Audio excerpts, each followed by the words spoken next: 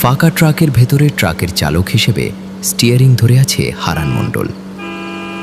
হারান মূলত মালামাল আনা নেওয়ার কাজ করে, আর সেই কাজ শেষেই এত রাতে শহর থেকে নিজের গ্রামে ফিরছে সে। শহর থেকে তাদের গ্রামটা বেশ খানিকটা দূরে হওয়ায় বাড়ি পৌঁছতে পৌঁছতে আরও অনেকটা দেরি হয়ে যাবে তার।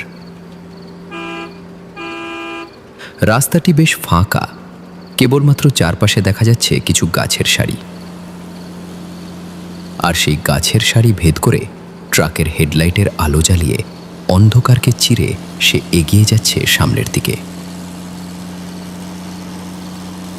যেতে যেতেই হারান লক্ষ্য করল কিছুটা দূরে রাস্তার ধারে দাঁড়িয়ে একজন অচেনা মানুষ হাত তুলে ইশারা করছে তাকে। দেখি এই লোকটা এমন হাত উঁচু করে আমাকে ইশারা করছে কেন? সে কি আমাকে গাড়ি থামাতে বলছে? কিন্তু কেন? লোকটি কি কোনো বিপদে পড়েছে, নাকি সে ডাকাত দলের কেউ?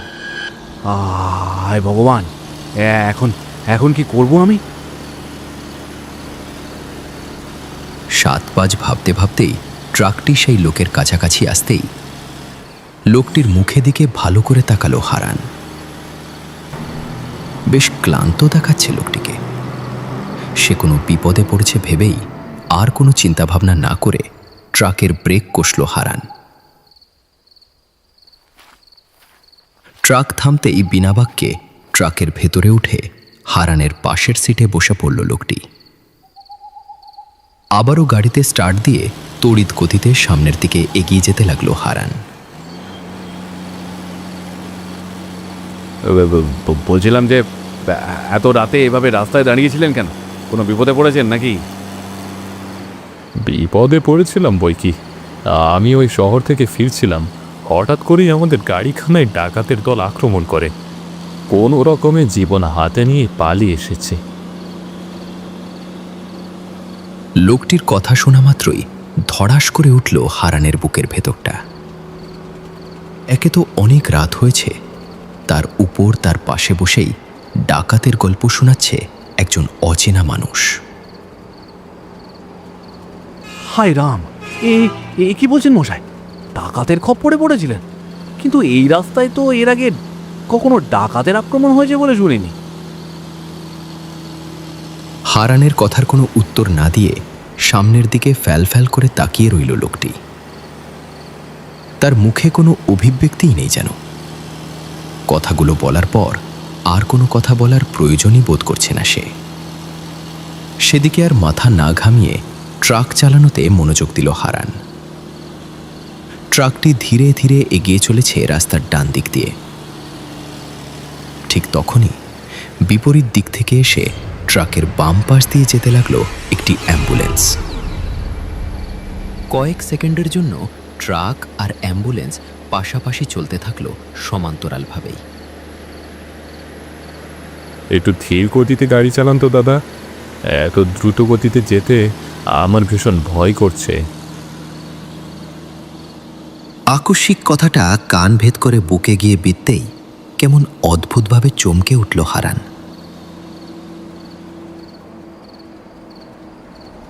ট্রাকের জানালা দিয়ে বাইরে তাকাতেই আবারও আতঙ্কিত হয়ে পড়ল সে। কারণ পাশ দিয়ে যে অ্যাম্বুলেন্সটা এগিয়ে যাচ্ছে তার ভেতরে কেউ নেই। ড্রাইভারের সিট ফাঁকা, এমনকি পেছনের কেবিনটাও ফাঁকা। তবুও একেবারে সোজাভাবে নিয়ম মেনে এগিয়ে চলছে অ্যাম্বুলেন্সটি। এ কি অ্যাম্বুলেন্সের ভেতর তো কেউই নেই, তাহলে একা একা অ্যাম্বুলেন্সটি চলছে কি করে?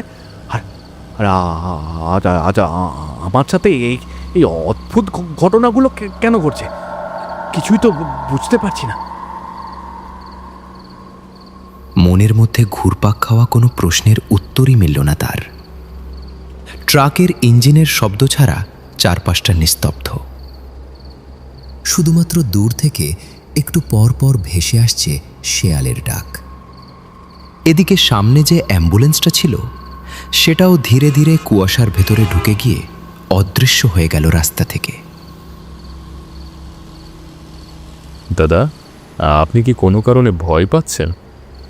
আপনাকে কেমন বিচলিত দেখাচ্ছে। গাড়ি চালানোর সময় এতটা বিচলিত বোধ করা কিন্তু ঠিক নয়।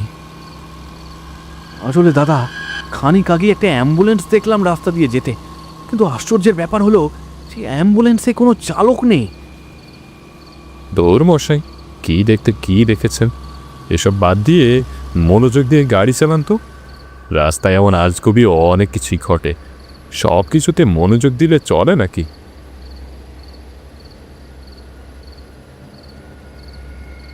নিজেকে কোনোভাবে সামলে নিয়ে আবারও ট্রাক চালাতে শুরু করলো হারান। সে ভাবতে লাগলো, সত্যি হয়তো সবটাই তার চোখের ভুল, ক্লান্তি, ঘুম আর ভয়ের মিশ্রণ বিভ্রম দেখাচ্ছে তাকে। কিন্তু না, বিষয়টা কিছুতেই যেমন তেমন ছিল না। কারণ কিছুটা দূর যেতেই আবারও তার চোখে জ্বলে উঠল লাল নীল আলো। কাছাকাছি আসতেই আবিষ্কৃত হলো সেই একই অ্যাম্বুলেন্সটি, যেটি খানিক আগেই উধাও হয়ে গিয়েছিল তার সামনে থেকে। কিন্তু এবার যেন বিপত্তি ঘটল অন্য জায়গায়। কারণ অ্যাম্বুলেন্সটি দাঁড়িয়ে আছে ঠিক রাস্তার মাঝখানে। একে অ্যাম্বুলেন্সটা আবার কোথা থেকে এলো? আরে সেটাই বা এমন মাঝ বরাবর দাঁড়িয়ে আছে কেন? এইবার হারান আর এক মুহূর্ত দেরি করল না। স্টিয়ারিং ধরে দ্রুত ট্রাকের ব্রেক কষল সে। চাকা ঘর্ষণের বিকট শব্দ তুলে ট্রাকটা থেমে গেল একদম রাস্তার মাঝ বরাবর। আসন্ন বিপদের কথা ভেবে বুক ধড়ফড় করতে শুরু করল হারানের। চোখ বন্ধ করে কয়েক সেকেন্ড চুপচাপ বসে রইল সে। তারপর ধীরে ধীরে চোখ খুলে সামনে তাকাতেই পুনরায় অবাক হয়ে গেল হারান। কারণ রাস্তার মাঝ বরাবর আটকে থাকা অ্যাম্বুলেন্স তো দূর একটা পোকাও নেই। রাস্তা একেবারে ফাঁকা, না আছে কোনো অ্যাম্বুলেন্স নেই, না আছে কোনো নীল আলো, আর না আছে কোনো শব্দ। দাদা, গাড়ি থামালেন যে? আবারও কিছু দেখেছেন নাকি? নাকি রাস্তায় কোনো ভূত দেখলেন? লোকটির কথাকে এবার আর কোনো পাত্তা দিল না হারান। উল্টো স্টিয়ারিং শক্ত করে ধরে স্টার্ট দিতে লাগলো সে। এমন সময় তার চোখ আটকে গেল কিছুটা দূরে উল্টো হয়ে পড়ে থাকা একটা গাড়ির দিকে। গাড়িটা একদম দুমড়ে মুচড়ে উল্টো হয়ে পড়ে আছে রাস্তার বাম পাশে, যা দেখে নিজেকে আর স্থির রাখতে পারল না হারান। গাড়িতে স্টার্ট না দিয়ে উল্টো গাড়ি থেকে নেমে ধীরে ধীরে সেই দুমড়ে যাওয়া গাড়িটার কাছে এগিয়ে গেল সে। আরে এটা তো সেই অ্যাম্বুলেন্সটাই যেটা কয়েকবার আমার ট্রাকের সামনে এসেছিল, কিন্তু এটা এভাবে পড়ে আছে কেন? ইস, কি অবস্থা হয়েছে গাড়িটার! মনে হচ্ছে বড় ধরনের অ্যাক্সিডেন্ট হয়েছে। এরপর কয়েক কদম হেঁটে গাড়ির একদম সামনে আসতেই পা দুটো স্থির হয়ে দাঁড়িয়ে গেল হারানের। এই মুহূর্তে যে দৃশ্য সে দেখছে তা যেন ভুল করেও কখনোই কোনো কল্পনাতেও স্থান পায়নি তার। কারণ এতটা পথ যে মানুষটা তার পাশে বসে আসছিল, সেই মানুষটারই অর্ধগলিত লাশ পড়ে আছে রাস্তায়। বিষয়টি আসলে কি হয়েছিল সেটা বুঝতে আর বাকি রইল না হারানের। হায় ভগবান, একে দৃশ্য দেখালে তুমি আমায়! আমাকে যে এমন ঘটনার সাক্ষী হতে হবে সেটা যে আমার কল্পনাতেও কখনো আসেনি। কিন্তু কিন্তু এখন আমি কি করব? সাত পাঁচ ভাবতে ভাবতেই সেখান থেকে দ্রুত পায়ে হেঁটে এসে গাড়িতে উঠে বসল হারান। আর এক মুহূর্তও দেরি না করে কাপা হাতে চাবি ঘুরিয়ে স্টার্ট দিয়ে দ্রুত চলে গেল সেখান থেকে। কিন্তু কিছু দূর যেতেই ট্রাকের ভেতরে তাপমাত্রা অস্বাভাবিক লাগতে শুরু করল তার। সে সাহস করে পাশের সিটের দিকে তাকাতেই আবারও সেখানটায় স্থির হয়ে গেল তার চোখ দুটি। কারণ তার পাশের সিটে অদ্ভুতভাবে সেই লোকটি বসে আছে যে খানিক আগেও সেখানে ছিল না। আপনি আপনি কে বলুন তো? আর আপনি আমার কাছেই বা কি চাইছেন? আমি আপনার কাছে তেমন কিছুই চাইছি না। আপনি আপনি শুধু আমার লাশের সৎকারটা করুন। কিন্তু আপনার সাথে এত বড় দুর্ঘটনা ঘটলো কি করে?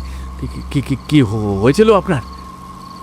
আমি একজন অ্যাম্বুলেন্সের ড্রাইভার। সন্ধ্যা নাগাদ একটা বেওয়ারিশ লাশ নিয়ে যাচ্ছিলাম শ্মশান ঘাটের দিকে। কিছু দূর যেতেই হঠাৎ করেই আমি লক্ষ্য করলাম পেছনের সাদা কাপড়ে মোড়ানো লাশটি উঠে বসেছে। এরপর আমি কিছু বুঝে ওঠার আগেই আমার গলা চেপে ধরেছে শক্ত হাতে। এরপর আমি গাড়ির নিয়ন্ত্রণ হারিয়ে বড় একটি ট্রাকের সাথে ধাক্কা খাই। আপনি একটু আমার লাশের সৎকারটা করুন দাদা।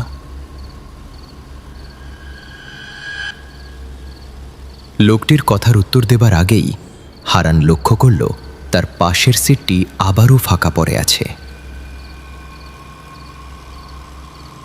হায় ভগবান, এ কেমন করুণ মৃত্যু দিলে তুমি! আরে কেমন অদ্ভুত দায়িত্ব দিলে আমায়!